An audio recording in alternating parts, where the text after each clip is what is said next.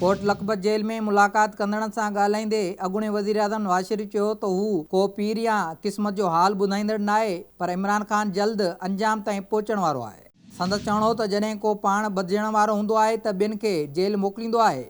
आसिफ अली ज़रदारी हमज़ा शहबाज जी गिरफ़्तारी अजाई आहे। केतिरा ई वज़ीर करप्शन में मुलहस आहिनि, पर केरु पुछण वारो ई न आहे। नवाज़ शरीफ चयो त इमरान ख़ान ऐं अनीमा ख़ान ख़िलाफ़ पकियूं शाहिदियूं मौजूदु आहिनि, ॿिन्ही जो जल्द सख़्तु हिसाब थींदो। हुन वज़ीर आज़म खे तनक़ीद जो निशानो बणाईंदे चयो त इमरान ख़ान अहिड़ो रांदीगर आहे, खेसि जल्द तमाशाई स्टेडियम मां ॿाहिरि कढी छॾींदा। संदसि बनी ॻाल्हि करप्शन जी दुबण में फाथल आहे। अंपायर जी आङुर जी ॻाल्हि कंदड़ इमरान ख़ान खे शर्म अचणु घुरिजे। हू रांदि दौरान होड जो मुज़ाहिरो करे रहियो आहे। अॻूणे वज़ीर आज़म चयो त हू अवामी मैंडेट सां आया ऐं इहे अवामी मैंडेट खां महरूम आहे। इमरान ख़ान बेइंतज़ामी ऐं नाअहली लिकाइण लाइ अॻूणी हुकूमत ते इल्ज़ाम लॻाए रहियो आहे। पीटीआई हुकूमत जी नाअहली मुल्क खे तबाही जे किनारे ते पहुचाए छॾियो आहे।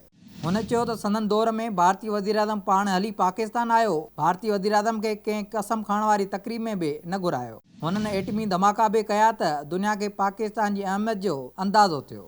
संदसि चवणो त नून लीग हुकूमत IMF खे अलविदा कयो ऐं पीटीआई सरकार IMF आॾो गोॾा खोड़े छॾिया आहे।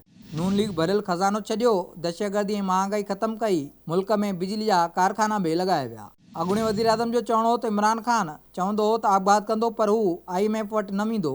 हुन आबगात त न कयो, पर क़ौम खे आबगात करण ते मजबूर कयो वियो आहे।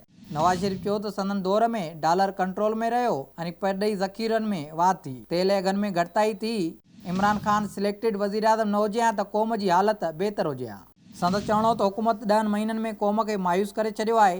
संदन दौर में आम वापे समेत ॿियूं शयूं सस्तियूं हुयूं, पर हाणे अवाम जूं रड़ियूं निकिरी रहियूं आहिनि।